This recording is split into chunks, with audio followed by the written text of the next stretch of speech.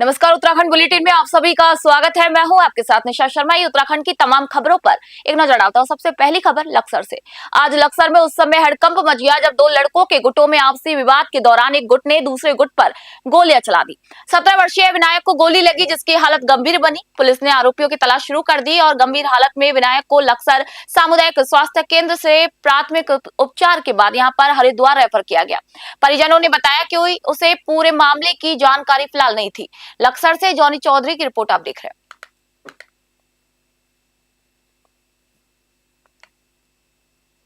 पूरे मामले की जानकारी तो भाई साहब हम यहाँ जी, हम तो तहसील से थे। हम भाई साहब को पता लगा बच्चे को गोली लगी ऐसा सा, तो हम यहाँ से आए भी लोग देखा, डॉक्टर साहब ने बच्चे को रेफर कर दिया यहाँ से।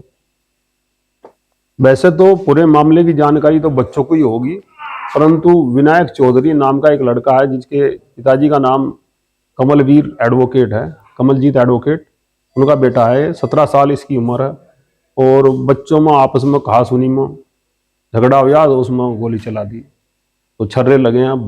आगे की स्थिति जो डॉक्टरों के ऊपर ही निर्भर करती है।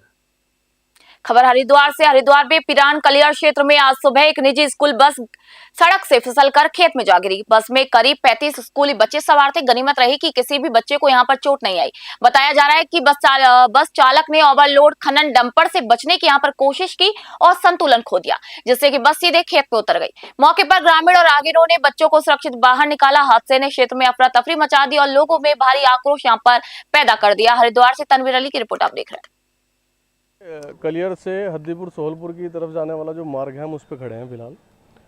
और सुबह जो स्कूल के बच्चों की बस जा रही थी वो एक खनन के ट्रक की वजह से इधर खाई की तरफ खिसक गई और उसे बड़ी मुश्किलों से बाहर निकाला गया और एक बहुत बड़ा हादसा होने से यहाँ टला है।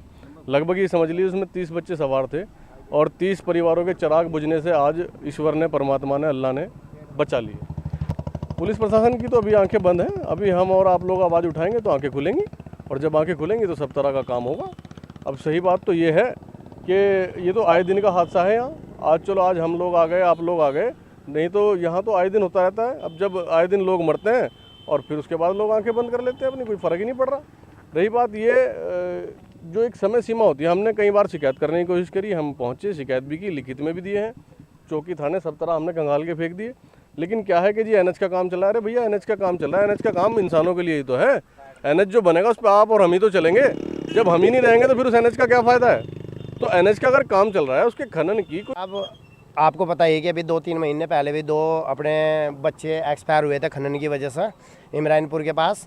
हाँ, तो ऐसे ही आज सुबह भी 10-12 डंपर आ रहे हैं जिनकी ना तो नंबर, ना रॉयल्टी, ना ही इनकी कोई परमिशन। और सुबह एक बच्चों की बस जा रही थी जो लगभग 35 बच्चे थे उसके अंदर। तो बस आप देख सकते हैं खाई में नीचे पलट गई। तो लोगों ने बड़ी मुश्किल से वो बाहर निकाल ली। जब से ही ग्रामीणों में आक्रोश और जब से ही यहाँ सुबह से धरना प्रदर्शन चल रहा तो प्रशासन उनको ले गए है सीज करने के लिए, कार्रवाई करने के लिए। हमारी मांग थी यही है, वही जो हमारे खनन अधिकारी आँख मीच कर या बड़ी पेटी लेकर चुपचाप बैठे हैं। आम जनता है जो ये कीड़े मकोड़े इन्होंने लोगों को समझ लिया है और मरने के काम छोड़ दिया है खनन वालों के ऊपर। भी चल रहा है, रेत का भी चल रहा है और ये टोटल A to Z सारा अवैध रूप से खनन चल रहा है। और बहुत जल्दी हम योजना बना रहे हैं सभी ग्रामवासी और हम जो कलेक्टर भवन है अपना खनन अधिकारी का खबर लक्सर से। लक्सर में देर रात रायसी रोड पर बाणगंगा पुल के पास एक बड़ा सड़क हादसा हो गया। अज्ञात वाहन ने मोटरसाइकिल से जा रहे लोगों को टक्कर मार दी। इस हादसे में एक व्यक्ति की मौके पर ही मौत हो गई, जबकि एक गंभीर रूप से यहां घायल हो गया। मृतक की पहचान शमशेर निवासी रायपुर बेरिसाल बिजनौर उत्तर प्रदेश के रूप में की गई। घायल को आलम निवासी रायपुर बेरिसाल को इलाज के लिए अस्पताल भेजा गया। मौके पर पहुंची पुलिस ने शव का पंचनामा भरकर पीएम के लिए यहाँ पर भेज दिया है। वहीं हादसे के पीछे अज्ञात वाहन का पता पुलिस फिलहाल लगा रही है। लक्सर से जॉनी चौधरी की रिपोर्ट आप देख रहे हैं। खबर हरिद्वार से। हरिद्वार में बच्चों पर मारपीट और पेयजल संकट ने प्रशासन की प्रतिक्रिया को मजबूर कर दिया। जिलाधिकारी मयूर दीक्षित ने बताया कि उनके संज्ञान में 2 महत्वपूर्ण शिकायतें यहां पर आई। पहली में रविदास लीला के दौरान छोटे बच्चों पर दूसरे समुदाय के बच्चों द्वारा हमला हुआ, जिसमें 2-3 बच्चों को गंभीर चोटें आई हैं। दूसरी शिकायत गांव में लंबे समय से बनी पेयजल समस्या से जुड़ी है, जहां जिलाधिकारी ने दोनों मामलों को गंभीरता से लेते हुए संबंधित अधिकारियों को तत्काल कार्रवाई के यहां पर निर्देश दिए। हरिद्वार से तनवीर अली की रिपोर्ट देख रहे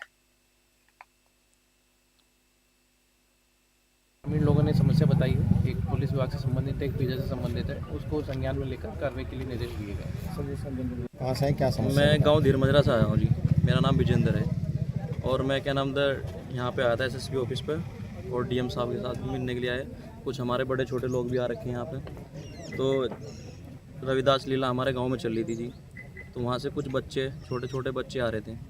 तो एससी समाज के लोगों ने 2-4 लड़के थे वहाँ इकट्ठा होके, तो हमारे 2-3 बच्चे पीट दिए पाल समाज के जी। तो उसमें गहरी चोट आई, उसका दांत भी टूट रखा है और क्या नाम एक हड्डी भी टूट रखी है जी, और सिर में भी गहराई चोट है। तो प्रशासन के पास गया, भगवानपुर थाने गए, तो वहाँ से कुछ कार्रवाई नहीं हुई जी। तो जैसा वहाँ गए उन्होंने कुछ मतलब उसी तरीके से कुछ धाराओं में लिखा गया, जैसे कि चोट आई गई थी उस धारा में लिखा नहीं गया। तो मांग क्या करते हैं, क्या मांग करते हैं जी उनकी अरेस्टिंग होनी चाहिए बस। पानी की भी समस्या बताइए। और पानी की भी समस्या होनी चाहिए जी, उसका भी समाधान होना चाहिए। डीएम साहब के पास हम कई दफ़ा आ चुके हैं कि मैंने दे रखी है। ग्रामीण लोगों खबर हरिद्वार से। हरिद्वार के बहादुराबाद ब्लॉक की ग्राम सभा भगतनपुर आबिदपुर के ग्राम इब्राहिमपुर में ग्राम समाज की बहुमूल्य भूमि पर अवैध कब्जों को लेकर ग्रामीणों ने जिलाधिकारी को लिखित शिकायत दी और कार्रवाई की यहाँ पर मांग की। ग्रामीणों ने आरोप लगाया कि भू माफियाओं और चकबंदी विभाग की कथित मिली भगत से नदी, गोचर, आबादी, वृक्षारोपण और सार्वजनिक भूमि पर कब्जे और लेन देन किए जा रहे हैं। इसी पर मुख्य विकास अधिकारी डॉक्टर ललित नारायण मिश्रा ने कहा कि अवैध अतिक्रमण को लेकर स्पष्ट एसओपी और संबंधित विभाग को कार्रवाई के निर्देश दिए जाएंगे। उन्होंने ये भी स्पष्ट किया कि ग्राम समाज की भूमि और सार्वजनिक संपत्तियों पर किसी भी तरीके का अवैध कब्जा बर्दाश्त नहीं किया जाएगा। देखिए, अवैध कब्जों का अलग अलग डिपार्टमेंट जिनके जिस डिपार्टमेंट पे से जुड़ी शिकायत होती है उनको संदर्भित किया जाता है और उसके लिए एक बाकायदा एसओपी है कि जो भी अवैध अतिक्रमण है उसको हटाया जाएगा। और ये भी कहा गया है कि पॉलीगन बनाए जाएंगे कि जहां जहां सरकारी संपत्तियां हैं, उनके एसेट्स हैं, उनके पॉलीगन बनाए जाएंगे और टाइम टू टाइम इसमें एंटी इंक्रोचमेंट की कार्रवाई चलाई जाती है। जावेद ग्राम इब्राहिमपुर का रहने वाला, ये मैंने जो एप्लीकेशन दी है, जो हमारे यहाँ की ग्राम पंचायत की जो ज़मीन है उन पर भू माफियाओं का कब्जा और वो खुर्द बुर्द करके मतलब यहाँ की कीमत उठा के वहाँ की कीमत उठा के वहाँ ग्राम समाज की ज़मीन में कुछ चेक लगवा रखे उन्होंने। कुछ जो है ना जो कम पैसे वाली ज़मीन नहीं लगवा के जहाँ रिंग रोड निकला हुआ उसके आसपास अपने चेक लगवा लिए उन्होंने। कौन है ये लोग बताओ? ये एक शाहनवाज जी हैं और सालिम है और एक उधर कॉलोनी है नितिन चौहान जी। उन्होंने सबने ये ग्राम समाज की जो ज़मीन है 90% इस पर इन्हीं का कब्जा है। हमारे यहाँ की लगभग ये तकरीबन 1000 करोड़ रुपए की भूमि का घोटाला है। और जो आसपास की जितनी भी ज़मीन है, जैसे जो ग्राम पंचायत की, वृक्षारोपण की और इस तरह की जितनी भी ज़मीन है ग्राम समाज की, उन पे सब पे इनका कब्जा। तो देखिए, अवैध कब्जों का अलग अलग डिपार्टमेंट जिनके जिस डिपार्टमेंट पे से खबर हरिद्वार से। हरिद्वार में ई रिक्शाओं की बढ़ती भीड़ को नियंत्रित करने के लिए अब रिक्शाओं के लिए विशेष रूट तय किए जाएंगे। इसके साथ ही प्रत्येक ई रिक्शा और उसके चालक का वेरिफिकेशन कर उन्हें क्यूआर कोड भी दिए जाएंगे। डीएम मयूर दीक्षित ने रोशनाबाद स्थित आरटीओ ऑफिस में इस अभियान की शुरुआत की। क्यूआर कोड के जरिए रिक्शा और चालक की पूरी जानकारी उपलब्ध होगी, जिससे कि निर्धारित रूट और नियमों का उल्लंघन अब रोका जा सकेगा। आरटीओ के अनुसार हरिद्वार शहरी क्षेत्र में 12,000 से अधिक ई रिक्शा संचालित है। इस योजना से अब ट्रैफिक जाम की समस्या से भी कमी आएगी और नियमों का पालन भी सुनिश्चित होगा और लोगों को भी यहाँ राहत मिलेगी। हरिद्वार से तनवीर अली की रिपोर्ट आप देख रहे हैं। शहर में 12,000 से अधिक ई रिक्शा रजिस्टर्ड हैं, उनके ऊपर किसी तरह का रेगुलेशन किया जाए, तो उसमें निर्णय लिया गया, एक एसओपी बनाई गई कि सभी ई रिक्शा जो वाहन मालिक और चालक हैं उनका सत्यापन होगा, पुलिस सत्यापन किया जाएगा और उसके बाद वाहनों का फिजिकल वेरिफिकेशन होगा। उसके बाद जो वाहनों को एक आईडी कार्ड और एक स्टिकर मिलेगा और वो स्टिकर जो होगा वो वाहनों पर चस्पा होगा, उसमें उनके रूट भी निर्धारित होंगे और जब हम वो उसमें जो स्टिकर हैं उनमें क्यूआर कोड भी लगे हुए हैं। उन क्यूआर कोड्स को जब हम स्कैन करेंगे तो उनके रूट्स वगैरह और सारी डिटेल जो है वो हमें पता चल जाएगी। इसी तरह से जो ड्राइवर्स को आईडी कार्ड मिलेगा उनमें भी क्यूआर कोड लगा हुआ है, उससे हमें ड्राइवर की सारी डिटेल्स पता चल जाएगी। कि जितने भी ई रिक्शा हमारे चल रहे हैं हरिद्वार में उनका प्रॉपर पुलिस वेरिफिकेशन किया जाएगा, ड्राइवर्स का और साथ ही ओनर्स, और साथ ही जितने भी ई रिक्शा हैं उनका रूट डिसाइड किया जाएगा। इस क्रम में विभिन्न हमने रूट्स डिफाइन किए हैं, उन्हीं रूट्स पर जो संबंधित ई रिक्शा है उसको चलाया जाएगा। ई रिक्शा के ऊपर एक स्टिकर भी लगाया जा रहा है जिस पर QR कोड है और उससे स्कैन करके उस ई रिक्शा की सारी डिटेल्स, ओनर की डिटेल्स पता ही लगा जा सकती है। साथ ही जो ई रिक्शा ड्राइवर होंगे उनको भी ID कार्ड इशू किए जा रहे हैं, उस पर भी स्कैन करके वो सारी डिटेल्स देख सकते हैं कोई भी।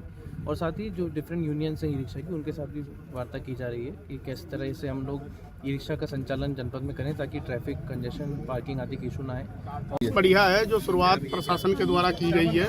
हम भी चाहते हैं कि इस तरीके के जो है सत्यापन होने चाहिए, क्योंकि कल को बाहर से आने वाला जो गाड़ी चलाता है तो उसका क्रिमिनल रिकॉर्ड कैसा है, पीछे से कोई क्रिमिनल रिकॉर्ड तो नहीं है या इस तरीके की कोई ऐसी गतिविधियों में तो लिप्त नहीं है। तो जो प्रशासन सत्यापन करवा रहा है, चाहे वो पुलिस प्रशासन के द्वारा हो रहा है या ITO साहब के द्वारा हो रहा है, ये बहुत सही है और सभी बैटरी वालों को इसमें सहयोग करना चाहिए। जान रही है कि कुछ लोगों के ये बढ़ने के लिए तो प्रशासन को बार बार हमने हर प्रकार से, हर तरीके से कहा है कि इस पे एक तरीके से रोक लगनी चाहिए, क्योंकि गाड़ियां जो हैं अदरवाइज 20,000 से भी पार चली गई हैं। तो हरिद्वार में इतनी संख्या पूरे जिले के अंदर भी नहीं है जो इतनी गाड़ियों को समाहित कर सके, तो इस पर रोक लगे, पहला नंबर। तो दूसरा नंबर जो सत्यापन की दृष्टि है, जिन लोगों के सत्यापन नहीं हो रहे तो उनके किसी न किसी कागज में या किसी चीज में दिक्कत है। शहर में उत्तराखंड बुलेटिन में फिलहाल इतना ही। नई अपडेट और जानकारी के लिए देखते रहिए News 21 में निशा शर्मा। फिलहाल आप सभी से इजाजत चाहती हूँ।